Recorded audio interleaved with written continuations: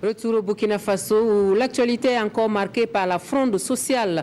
Les travailleurs de la santé entament une nouvelle phase de leur mouvement d'humeur. L'opération Caisse vide, la nouvelle mesure donc, du syndicat national des travailleurs de la santé humaine et animale est entrée en vigueur depuis le 7 juin dernier. Quelle est la réalité de son application sur le terrain?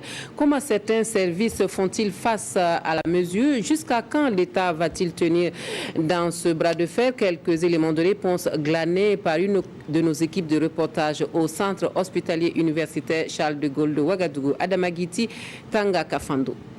Ce matin, au centre universitaire pédiatrique Charles de Gaulle, rien de particulier dans la prestation, malgré l'opération Caisse vide décrétée par le SYNCHA, le syndicat des agents de la santé humaine et animale. Et l'explication donnée, les patients, dans leur grande majorité, sont déjà pris en compte par la mesure de la gratuité. À l'hôpital ici, l'opération Caisse vide a été effective depuis le 7 juin. Mais comme ici, à l'hôpital ici, Charles de Gaulle, c'est des enfants qu'on soigne. Donc la plupart de nos patients, c'est des enfants de 0 à 5 ans. Ils occupent 80% de nos patients. Donc ils sont dans la gratuité.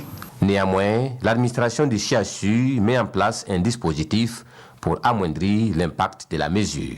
Le dispositif, nous avons mis les agents de recouvrement au laboratoire, à l'imagerie, en consultation externe. Si on arrive qu'on voit un enfant qui est plus âgé, on s'approche des parents et on essaie de demander. On voit les papiers.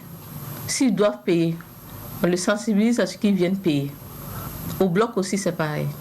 On arrive à amener certains à payer, mais d'autres, on n'arrive pas. Parce que les agents sont assis, par exemple, au laboratoire et à l'imagerie.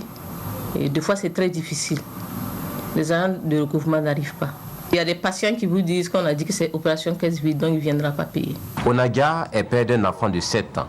Son patient n'est donc pas concerné par la mesure de gratuité. Il vient de payer certaines prestations ici à la caisse. Bon, au laboratoire seulement, il n'a pas encore payé là-bas. Mais il a enlevé les sangs pour envoyer là-bas, il n'a pas payé là-bas. Mais ici, là, il est payé plusieurs fois, donc il vient payer les médicaments seulement. Néanmoins, le souhait de tous est qu'il y ait un terrain d'entente entre le gouvernement et les syndicats, car la mesure pourrait avoir à long terme un effet évident sur le service.